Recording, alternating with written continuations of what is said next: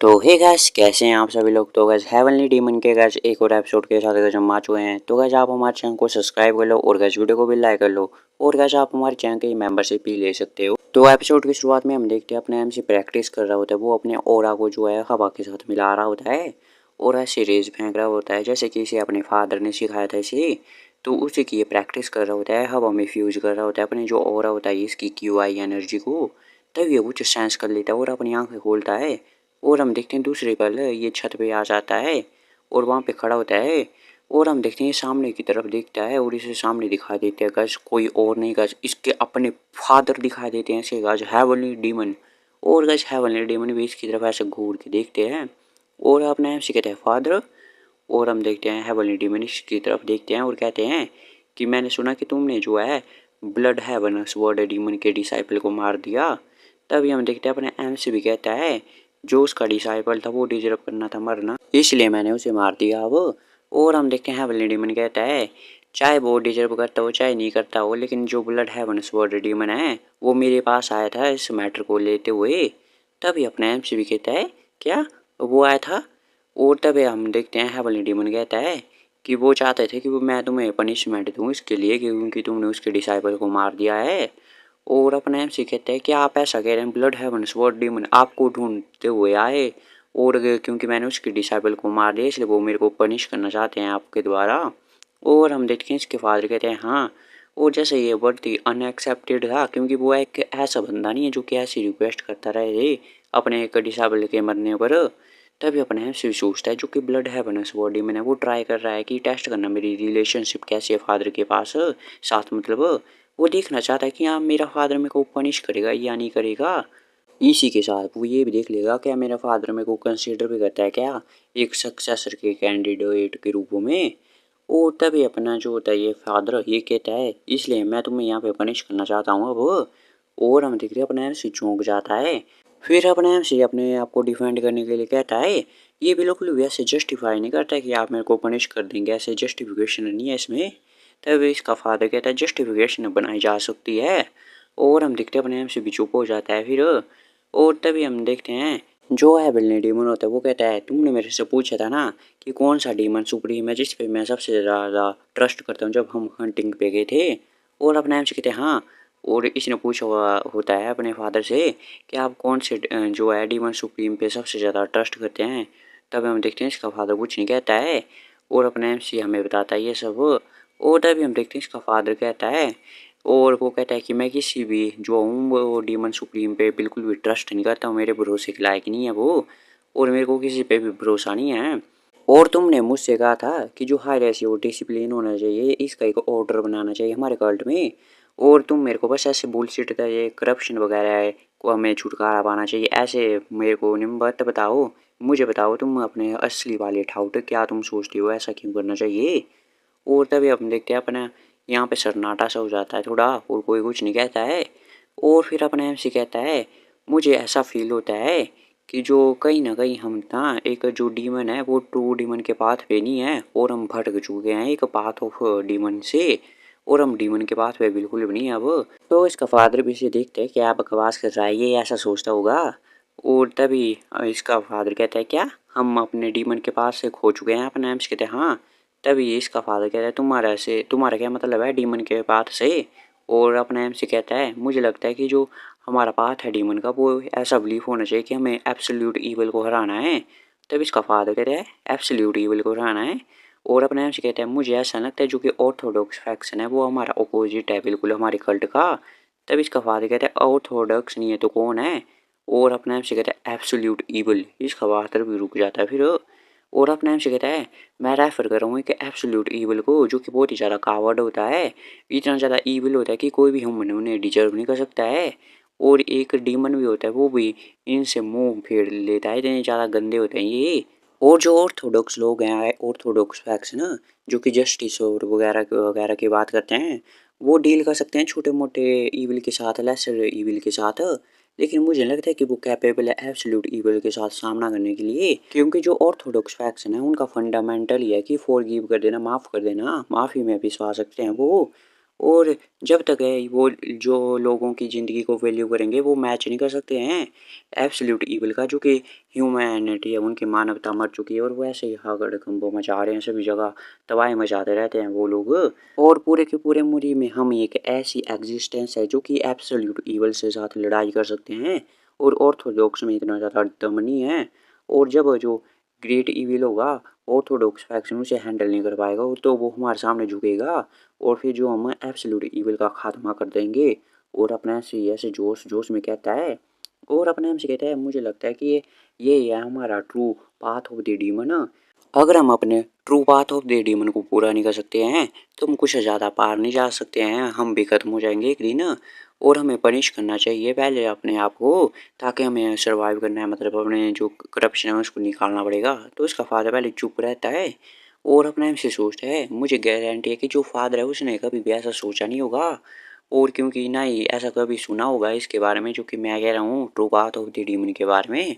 क्योंकि जो मैंने भी है ये तब जाके रियलाइज़ किया जब मैं दूर था कल्ट के साथ, वो जो मैं सेंट्रल पेन में यहाँ से वहाँ घूम रहा था अपनी पिछली लाइफ में, क्योंकि मैंने यहाँ पे नहीं सीखा था ये सब कुछ और ये मेरे को बाद में जाके रियलाइज़ हुआ था।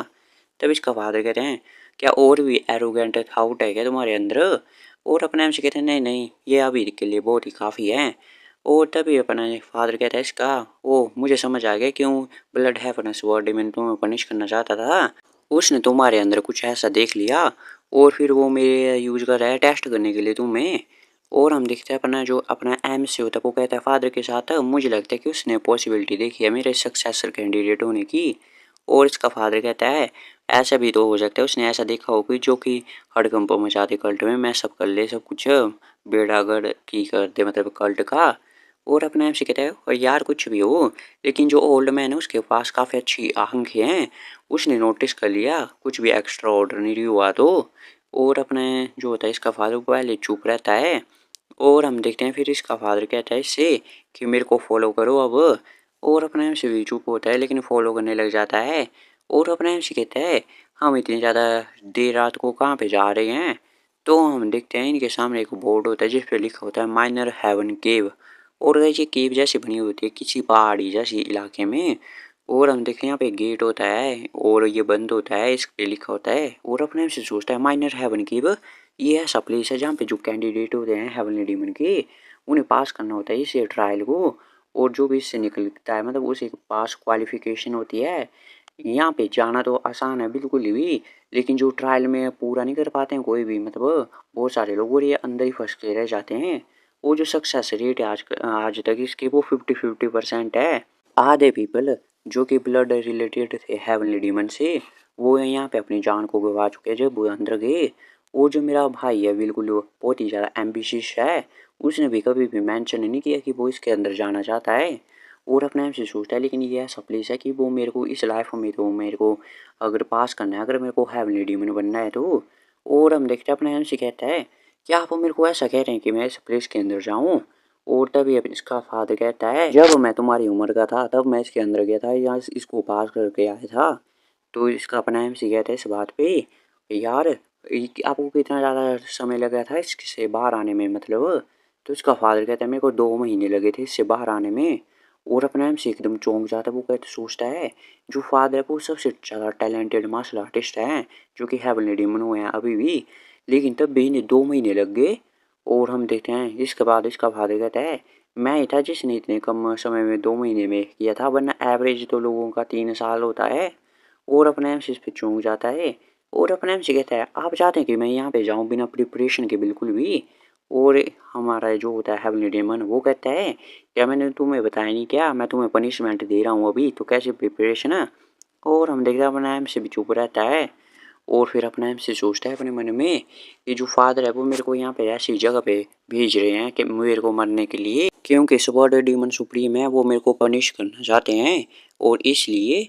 और अपने आप से सोचता है क्या ये इसलिए तो नहीं है कि आप मेरी क्या बिल्कुल भी केयर नहीं करते हैं क्या?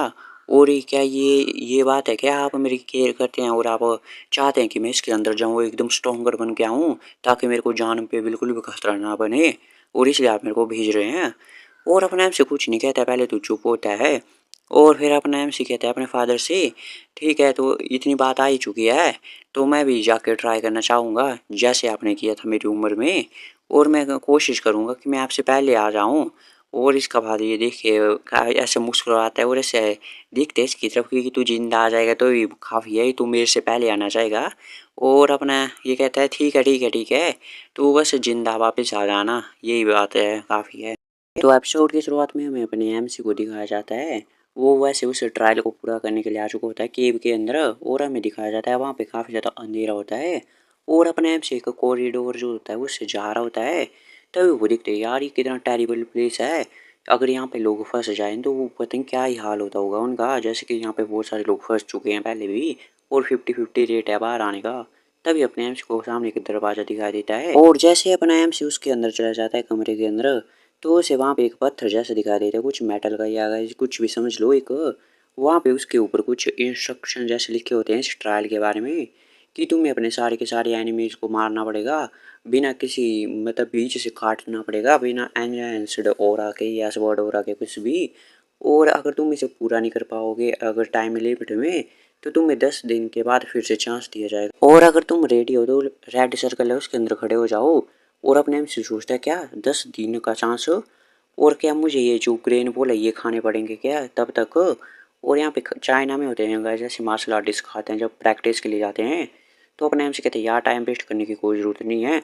और अपना एम सी आ जाता है सर्कल के अंदर और तभी उसे आवाज़ सुनाई देती है किसी चीज़ की, और अपना एम सी भी दिखता है पीछे की तरफ, तो अपने एम सी को दिखा देते हैं वहाँ पे काफ़ी ज़्यादा पुतले खड़े हो जाते हैं ये अचानक ही। तो कैसा यही है ट्रायल है, अपने एम सी को इन सबको मारना पड़ेगा। और हम देखते हैं यहाँ पे काफ़ी ज़्यादा आ जाते हैं गैस, बहुत ही ज़्यादा संख्या होती है। और इन इन सभी पुतलों पे रेड मार्क जैसे लगे होते हैं मतलब। और अपने आप से सोचता है ये जो रेड मार्क है मेरे को यहाँ पे स्लैश करना पड़ेगा क्या ऐसे इनको मारने के लिए। और अपना एम सी भी शुरू हो जाता है इनको मारने में। और हम देखते हैं ऐसे काटता रहता है, कईयों को बीच से कईयों का सर ही उड़ा देता है और ऐसे काटने लग जाता है। और अपना एम सी देख रहा होता है और रुकता नहीं है, और भी ज़्यादा होते हैं अभी तो। और अपना एम सी इनको काटता चला जा रहा होता है और रुकता नहीं है बिल्कुल भी, वैसे मार रहा होता है। और अपने एम सी सोचता है यार ये तो काफ़ी ज़्यादा टफ है जितना मैंने सोचा था।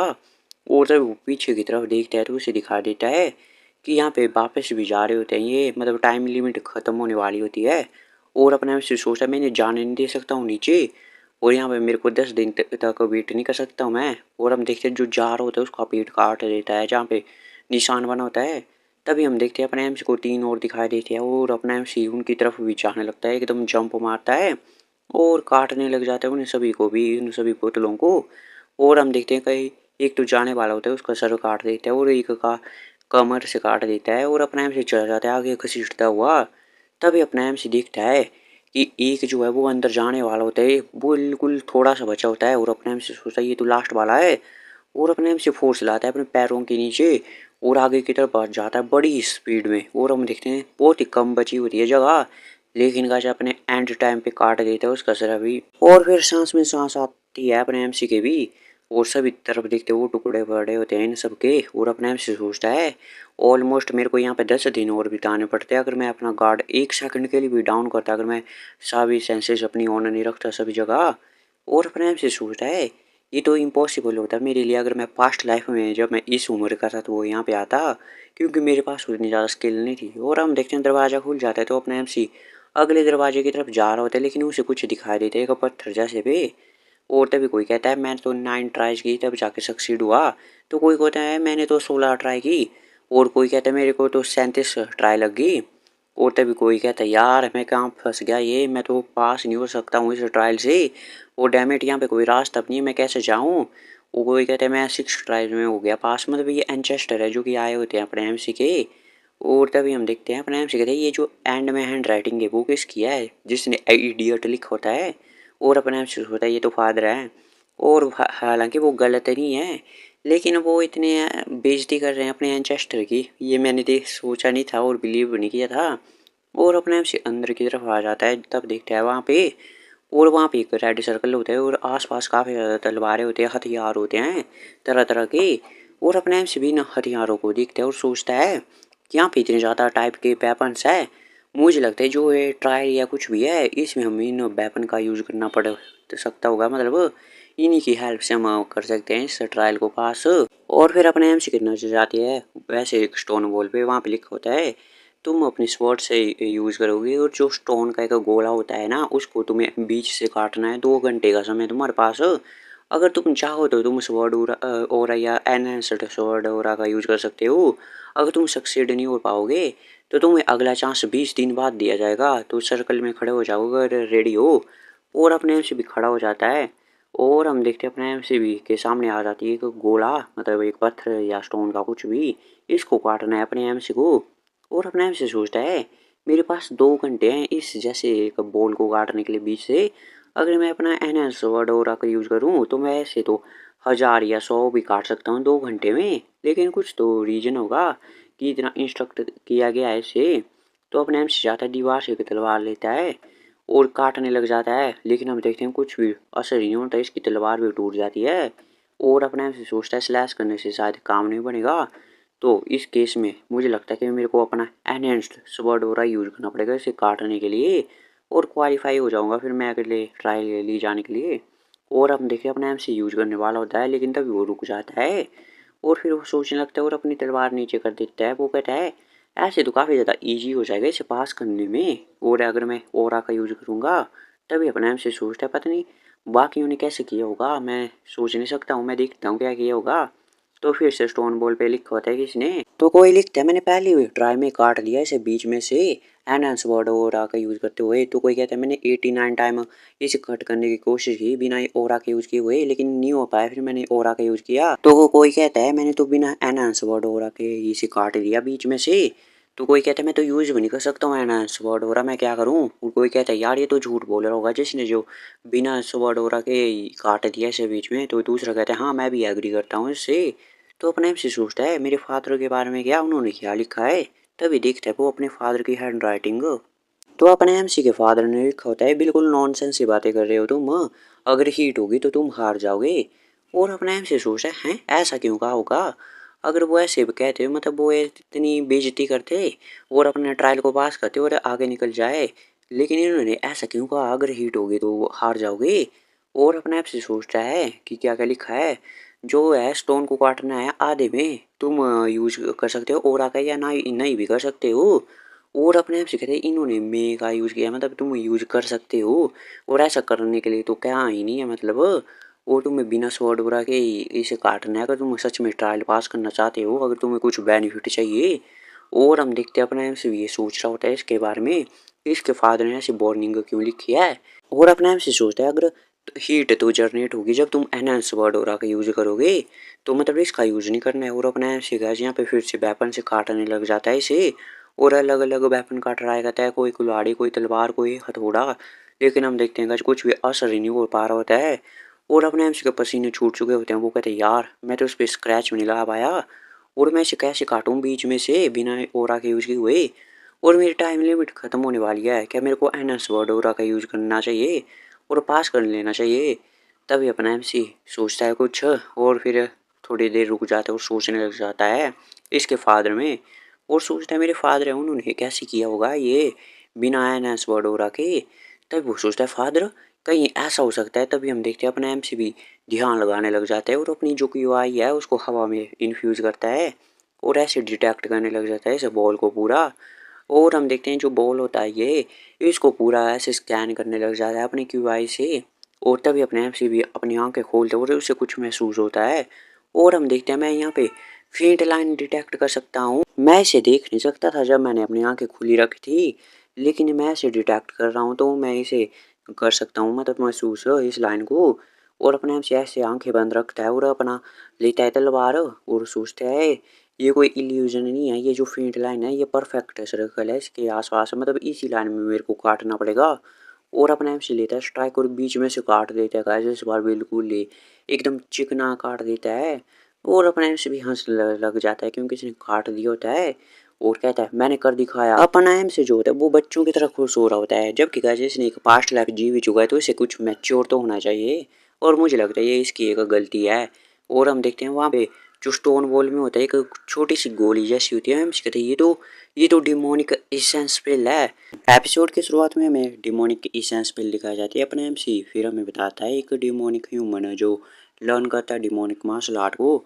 जब वो इसे कंज्यूम करता है तो उसे काफ़ी ज़्यादा अमाउंट में एनर्जी मिलती है और अपने एम से सोचता है अगर मैंने एनहांस वर्ड ओरा का यूज़ कर लिया होता वो बॉल के ऊपर तो ये तो पिघल ही जाती है एकदम जो पिल है, और मेरे को ये मिल ही नहीं पाती हीट के कारण।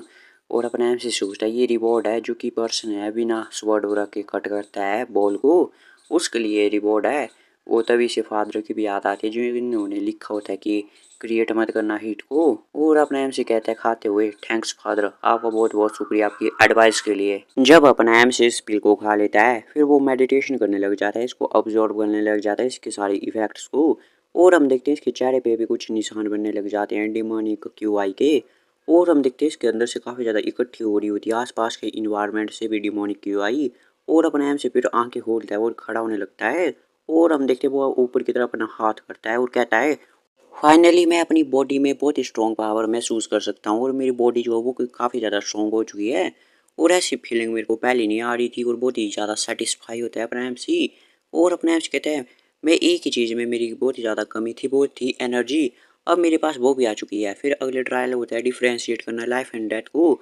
अगर तुम फेल होते तो 5 दिन बाद दिया जाएगा एक चांस, और जो रेडी है वो सर्कल के अंदर खड़े हो जाओ। और अपने एम से सोचता है इसे देख के ट्रायल को क्या डिफ्रेंशिएट करना है लाइफ एंड डेथ को, मतलब इनमें से कुछ पहचानना है लाइफ एंड डेथ में। और ये कैसा ट्रायल है। और हम देखते हैं अपने एमसी के सामने कुछ आ जाती है बहुत ही पिलर जैसा आता है उस पर जड़ी बूटियाँ रखी होती है।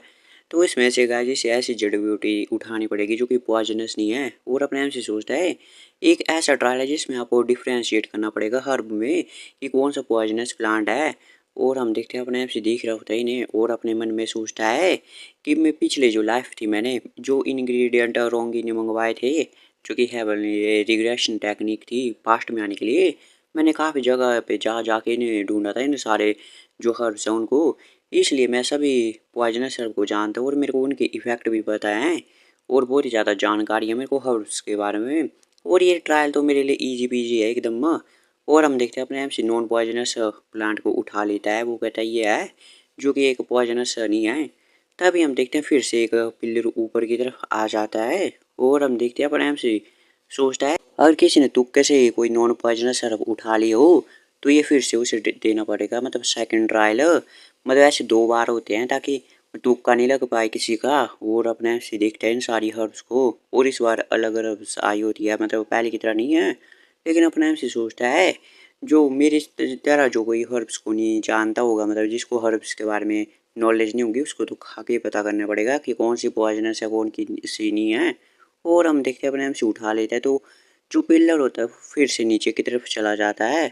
और हम देखते हैं अपने आप से देखता रहता है लेकिन वो फिर से ऊपर नहीं आता है। और अपने आप से सोचता है ये ऊपर नहीं आ रहा है तो क्या ये ख़त्म हो चुका है क्या। फिर अपने आप से गाइस नज़र साइड में जाती है जहाँ पे उसके एंचेस्टर ने लिखा होती है अपने मैसेज को कि उन्होंने कैसे कैसे इस ट्रायल को पास किया और उन्हें क्या क्या कठिनाइयों का सामना करना पड़ा। तो कोई कहता है मैं तो पॉइजनस ह्यूमन बन जाऊंगा इस तरह। तो कोई कहता है यार ये कौन सा इडियट था जिसने ऐसा टेस्ट रखा है और हम तो ऐसे कांटेक्ट में आते ही नहीं पॉइजनस प्लांट के। कोई कहता है कोई तो क्लू होगा हमें उसे ढूंढना पड़ेगा। कोई कहता है मैं तो 96 ट्राई में हुआ हूँ मैं पास और मैं तो रो रहा हूँ।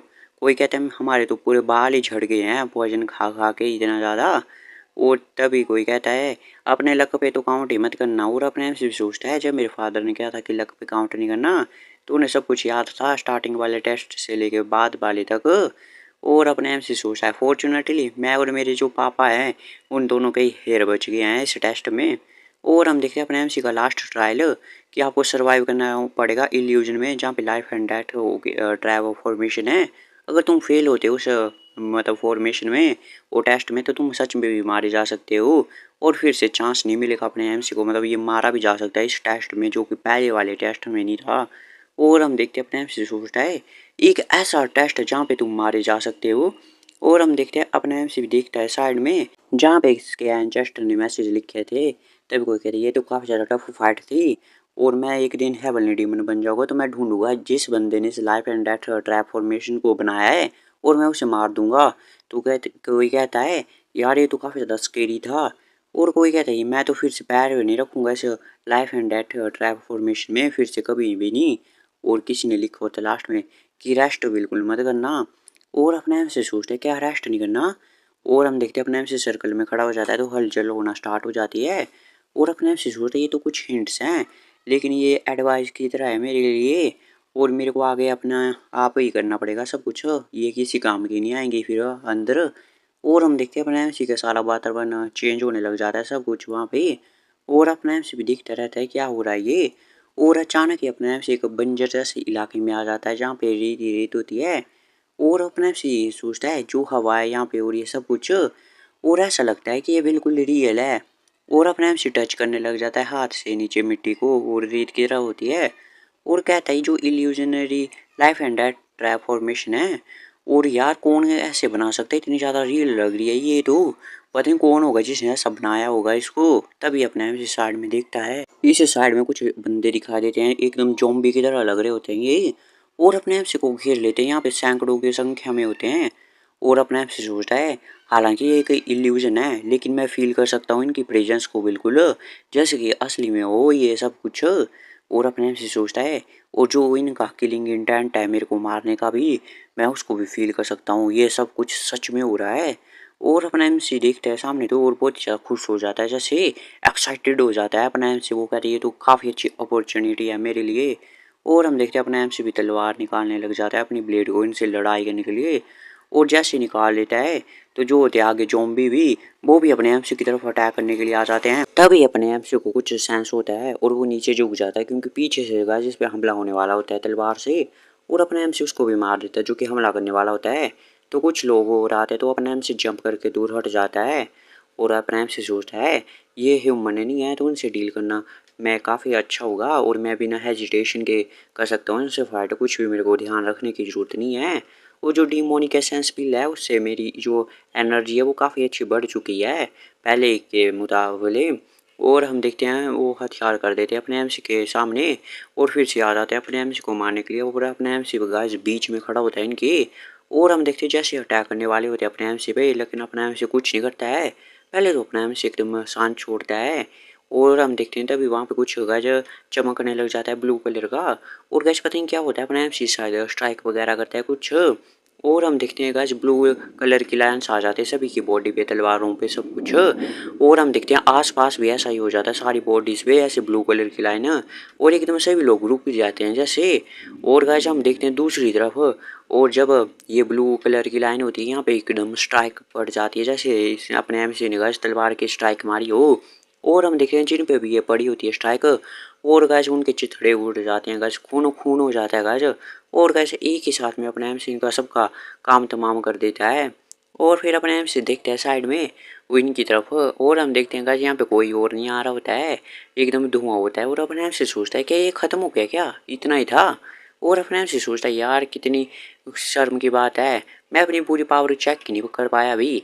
लेकिन कभी तभी अपने एमसी कुछ नोटिस करते हुए स्माइल करता है और वो सोचता है अब ये खत्म नहीं हुआ है। और हम देखते हैं गाइस इनसे भी खूंखार आर्मी आ जाती है एकदम। और गाइस काफ़ी ज़्यादा ब्लडी आर्मी लग रही होती है वो। और अपने आप से सोचता है जो इनकी एनर्जी मैं फील कर पा रहा हूँ वो काफ़ी ज़्यादा पावरफुल है जो कि अभी मैं इनसे फाइट की थी।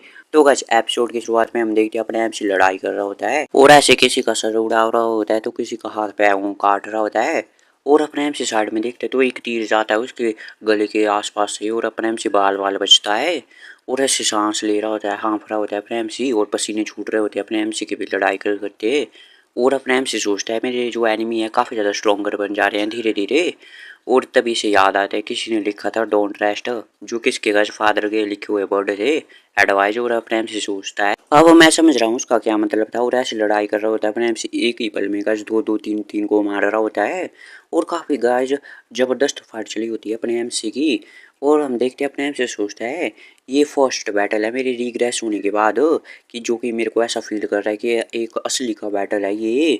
और अपने एम से लड़ाई कर रहा होता है और सोचता है अपने मन में जो मैं फाइट कर रहा हूँ लगातार अपनी जो लाइफ को दाव पे लगा के, इससे जो है मेरी जो पास्ट लाइफ की इनसाइट थी, मतलब वो काफ़ी ज़्यादा एक्सपीरियंस था मार्शल आर्ट वगैरह में, वो सारा मेरी इस लाइफ में भी यूज़फुल हो रहा है। मतलब मैं अब उसे भी यूज़ कर पा रहा हूँ अच्छे तरीके से इस बॉडी में। और अब मैं पूरा एक हो रहा हूँ, मतलब एक्सपीरियंस मेरी इनसाइट थी वो अच्छे से मेरी अंदर आ चुकी है। मतलब इस लाइफ में भी उसको मैंने फिर से कॉम्प्रिहेंड कर लिया है। मतलब ऐसे समझ लो, तजुर्बा था पिछले बारी का, वो इस बार भी अभी यूज़ कर पा रहा है। पहले गैस कुछ ऑकवर्ड सा लगता है आपको कुछ करने में, तो इसलिए और अपने आप से सोचता है आ जाओ मेरे पास अब, और भी तेज़ी से आओ, तुम स्ट्रॉन्गर बनते हुए आओ। और हम देखते हैं अपने आप से मार रहा होता है, और एक लास्ट बचा होता है और अपने आप से उसका भी चेहरा काट देते हैं पूरे नीचे से ऊपर तक। और हम देखते हैं अपने आप से हाँफ रहा होता है, उसकी तलवार भी नीचे पड़ चुकी होती है, मतलब ऐसे। और अपने आप से सोचता है कि ये ख़त्म हो चुका है क्या, क्योंकि अपने एम सी को आसपास कोई भी दिखाई नहीं दे रहा होता है। और हम देखते हैं गाइस अपने एम सी को काफ़ी ज़्यादा पसीना छूटा होता है और बाहर आ जाता है अपने एम सी इल्यूजन से। और सामने एक स्टोन प्लेट होती है, उस पर लिखा होता है कॉन्ग्रेचुलेशन ट्रायल को पास करने में। और हम होप करते हैं कि जो आपकी स्ट्रेंथ है वो यूज़ होगी हेवनली डिवाइन कल्ट को आगे बढ़ाने में और भी स्ट्रॉन्ग और प्रोस्परिटी से भरने के लिए। और अपने आप से सोचते हैं मैंने ट्रायल को पास कर लिया है एक ही दिन में। जिस ट्रायल को पास करने के लिए मेरे जो फादर है उनको ये पूरा एक महीना लग गया था, वैसे 2। और अपने आप से सोचता है अगर लोग जो है उनको ये पता चलेगा कल्ट के अंदर कि मैंने एक ही दिन में पार कर दिया है, तो वो काफ़ी ज़्यादा हड़कंप मच जाएगा। और अगर मैं इतना ज़्यादा फास्ट उन्हें दिखाऊंगा तो उन्हें लगेगा कि डाउट होगा उनको मेरी अचीवमेंट पे। तो मेरे को यहीं पे रहना चाहिए और अपनी ट्रेनिंग कंटिन्यू करनी चाहिए। और जो मेरी इनसाइट है उन्हें फुल्ली डाइजेस्ट करना चाहिए केव के अंदर ही। फिर गैस अपने एम से कई दिनों तक बाहर नहीं निकलता है और बाद में जाके निकलता है। तो जो हेवनली डीमन होते हैं अपने मैनर में, वो कहते हैं अपने एम से तुम्हें एग्जैक्टली 100 दिन लग गए अंदर। और हम देखते हैं गैस अपने एम ने 100 दिन लगा दिए, जबकि इसने एक ही दिन में पूरा किया था। मतलब बाकी के दिन गैस ट्रेनिंग कर रहा था। और अपने एम से कहता है मैं आपका रिकॉर्ड नहीं तोड़ पाया। और तभी इसका फादर पूछता है तुमने स्टोन बॉल को अच्छे से तोड़ा, कट किया। एम्स कहते हैं हाँ नेचुरली, आपने इतना बड़ा हिंट छोड़ा था। और जो आपने कहा था कि रेस्ट मत करना इल्यूजन वाले ट्रैप में। और हम देखते हैं जो हेवनली डीमन होता है पहले तो कुछ नहीं कहता है, फिर इस्तेमाल करता है धीरे से। और हम देखते हैं अपने एम्स भी देखता है और वो सोचता है क्या इन्होंने इस्तेमाल किया। और हम देखते हैं फिर से सीरियस हो जाता है और अपने एम्स से सोचता है क्या मैंने गलत देखा है। और तब इसका फादर कहता है लगता है तुम एकदम बेवकूफ़ नहीं हो। और अपने एम्स कहता है और नहीं तो क्या, मैं ग्रेटेस्ट हेवनली डीमन का सन हूँ आफ्टर ऑल। और हम देखते हैं जो अपने एमसी को देख के ये कुछ नहीं कहता है, वो ऐसे सांस लेता है और अपने एमसी भी चुप रहता है और सोचता है मेरे रिग्रेस होने से पहले मैं सोचता था अपनी पास्ट लाइफ में कि ये इंजॉय करते होंगे जब इनके बच्चे लाइफ एंड डेथ के लिए एक दूसरे से लड़ाई करते हैं और सक्सेसर बनना चाहते हैं। लेकिन अपने आप से सोचता है लेकिन मैं अभी इन्हें अंडरस्टैंड कर सकता हूँ, ये वैसे लोग नहीं हैं जो कैसे इंजॉय करते हो, मतलब। और ये सब कल्ट के लिए कर रहे हैं ये कि कल्ट को ये आगे और स्ट्रॉन्गर बनाए और प्रोस्पर्स बनाए, और इसलिए ये ऐसा कर रहे हैं और ऐसे इंजॉय करने वाले नहीं हैं। तभी कोई कहता है और किसने सोचा था कि आप माइनर हेवन केव को 100 दिनों में ही पार कर देंगे ट्रायल को। सेकंड यंग मास्टर, तो ये तो काफ़ी ज़्यादा इनक्रेडिबल है। और अपने आप से भी साइड में देखते हैं और सोचता है ये तो सेकंड इन कमांड है हमारे कल्ट में, और यही बंदा है जिस पे मेरे फादर को काफ़ी ज़्यादा ट्रस्ट है कल्ट के अंदर। और इसका नाम है चीफ एडवाइज़र सीमा म्यूंग। तो वैसे ये एडवाइज़र है। और हम देखते हैं अपने एमसी भी ग्रीट करता है, वो कहते हैं आपसे मिले हुए काफ़ी ज़्यादा टाइम हो गया एडवाइज़र सीमा। और हम देखिए कुछ नहीं बोलता है, फिर वो कहता है मुझे भी खुशी है आपको यहाँ पे देखते हुए, और मैं भी आपसे कुछ कल्ट के बारे में डिस्कस करना चाहता हूँ किसी बात पे। और अपने एमसी कहता है क्या मेरे साथ। और तभी अपने से फादर की तरफ देखते हैं, वो कहता है मेरे साथ कुछ डिस्कस करना चाहते हैं कल्ट के मैटर को। इसका मतलब है जो फादर है वो भी ऐसा ही चाहते हैं। और अपने एमसी देख रहा होता है, वो फादर भी इसको ये देख रहा होता है अपने एमसी को। तभी हम देखते हैं जो चीफ एडवाइज़र होता है वो कहता है और हाँ मैं एक लेटर मिला था हाल ही में जिसमें मेंशन किया गया था कि डिमोनिक आर्मी में जो है करप्शन हो रहा है। और अपने एमसी भी चौंक जाता है ये बात सुन के। फिर अपना एमसी हमें बताता है ये डिमोनिक आर्मी के बारे में कि हमारी कॉम्बैक्ट का एक ग्रुप है जिसका लीडर जो है डिमोनिक आर्मी का एक मतलब सगा भाई है ब्लड हेवनस वर्ल्ड डीमन का, जिसके डिसाइबल को अपने एमसी ने टपका दिया था। तो इसी उसी का भाई है, मतलब जो डिमोनिक आर्मी का ये है चीफ। और अपने एमसी सोचता है जो ब्लड हेवनस वर्ल्ड डीमन है यहाँ पे फिर से इन्वॉल्व हो चुके हैं। और हम देखते हैं कहते हैं लास्ट ईयर हमें एक लेटर रिसीव हुआ था ऐसे ही, और हमने एक इन्वेस्टिगेशन के लिए भेजा था किसी स्पेशल इन्वेस्टिगेशन ऑफर को। लेकिन वो फेलियर हो गई इन्वेस्टिगेशन, क्योंकि जो है हमने ऑफिसर को भेजा था उसे किसी ने मार दिया। और फिर अपने एम से भी पूछता है कि ये डिमोनिक आर्मी में से था कोई जिसने मार दिया, तो वो कहते हैं हाँ। और उस बंदा जो डिमोनिक आर्मी में था जिसने मारा था ऑफिसर को, उसने बाद में सुसाइड भी कर लिया। और अपने एम से ये बात सुन के पहले चुप होता है। और हम देखते हैं जो एडवाइजर होते हैं वो कहते हैं इसलिए हम चाहते हैं कि आप बने एक स्पेशल इन्वेस्टिगेशन ऑफिसर, मतलब और आप इस मैटर को पर्सनली हैंडल करें। और अपने एम से सोचते ही तो डेंजरस है, क्योंकि जो भी जो है करप्शन में पाया जाता है उसे एग्जीक्यूट कर लिया जाता है कल्ट में। और जो भी इसमें इन्वॉल्व होगा करप्शन में वो कुछ भी करेगा अपने क्राइम को छुपाने के लिए, मतलब तो किसी को जान से भी मार सकता है। अगर इन्वेस्टिगेशन ऑफिसर जो हेवनली डीमन का सन हो तब भी नहीं छोड़ेंगे। और अपने आप से कहता है तो आप मेरे को मरने के लिए भेज रहे हैं। तभी एडवाइजर कहता है हाँ आप राइट है, क्योंकि आपको इसके लिए अपनी लाइफ को दाव पे लगाना पड़ सकता है इस मिशन के लिए। और जो अपने एम से अपने फादर की तरफ देखता है पहले तो, और वो सोचता है क्या ये फादर की तरफ से मेरे लिए एक और टेस्ट है क्या। और ऐसे देख रहा होता है अपने फादर की तरफ, और फादर होता है इसका, वो कहता है तुमने नहीं कहा था क्या तुम उन्हें कंट्रोल करोगे, उनके गले के पट्टे को तुम संभालोगे अपने हाथों में। और अपने एम से कहता है ये तो मैं तब करूँगा जब मैं हेवनली डीमन बन जाऊँगा। तभी हम देखते हैं इसका फादर जो होता है वो कहता है तो इसका मतलब तुम ये कह रहे हो कि तुम अभी डर चुके हो क्योंकि तुम अभी हेवनली डीमन नहीं हो। तभी हम देखते हैं अपने आप से कहता है चलो मैं आपके जो मिशन है उसको रिफ्यूज़ भी नहीं कर सकता हूँ, तो ऐसी बात है तो ठीक है मैं इस मिशन को लेने के लिए मतलब ठीक हूँ, मैं करूँगा इस मिशन को। और वैसे से बड़ी टशन में कहता है तो जो हेवनली डीमन होता है वो भी इसकी तरफ देखता है और कुछ नहीं करता है। और जो अपना एमसी होता है वो भी अपने फादर की तरफ देखता है। गाइस पता नहीं गाइस ये साइलेंट मूवमेंट क्यों आ जाता है इन दोनों के बीच में। और वैसे गाइस दूसरी वाली मानवा तो नहीं है लड़कियों का रोल ना उसमें, समझ लो गाइस। और अपने एमसी सोचता है मुझे पता नहीं मेरे फादर क्या प्लान कर रहे हैं, लेकिन ये मेरे लिए काफ़ी ज़्यादा अच्छी परफॉर्मेंस करूँगा मैं उनके लिए इसमें। और अपने आप से कहते हैं और हाँ ये हो सकता है मेरी लास्ट मूवमेंट हो, क्या आप एक एक पैग लगाना चाहेंगे क्या मेरे साथ। और अपने आप से पूछता है अपने बाप से। और गाइस ऐसा हम पूछ लें तो हमें तो गाइस देख लो क्या ही होगा गाइस हमारा हाल, आप ही बता दो। और हम देखते हैं इसका बाप जो होता है वो यहाँ से निकल जाता है, मतलब फादर। और हम देखते हैं अपना एम से भी देखते है रह जाता है कि चला गया। और फिर वो कहता है बाहर से काफ़ी ज़्यादा टफ एक्ट करते हैं लेकिन अंदर से काफ़ी ज़्यादा सॉफ्ट हैं और केयर करते हैं हमारे लिए। तो जो होता है एडवाइजर वो कहता है मुझे तो ऐसा कुछ नहीं लगता है, और अपने एम से चुप होता है फिर। और हम देखते हैं अपने एमसी के कमरे का या कुछ रहने वाले का सीन। तब यहाँ पे एक आदमी आता है, मतलब ऐसे गैज कुछ है उदास सा कुछ गैज लीजी जैसी पर्सनैलिटी का। वो कहता है मैं हूँ स्पेशल इन्वेस्टिगेशन ऑफिसर सीओ जो कि निर्वाणा पवेलियन से हूँ आया हूँ मैं। अपने एम से चुप होता है और वो कहते हैं अरे यार तुम यहाँ पे क्यों हो, मैंने तो एडवाइजर को कहा था कि मेरे लिए एक अच्छी सी खूबसूरत सी महिला को भेजना है निर्वाणा पवेलियन से। तो ये कहता है उनकी नज़रों में मैं ही सबसे ब्यूटीफुल वूमेन होंगी। और अपने हम से भी जिसे देख कैसे चौंक जाता है कि आप बकवास कर रहा है। और वो कहता है चलो ठीक है तो चलो काम पे लगते हैं अब, और वहाँ से आगे चलने लग जाता है।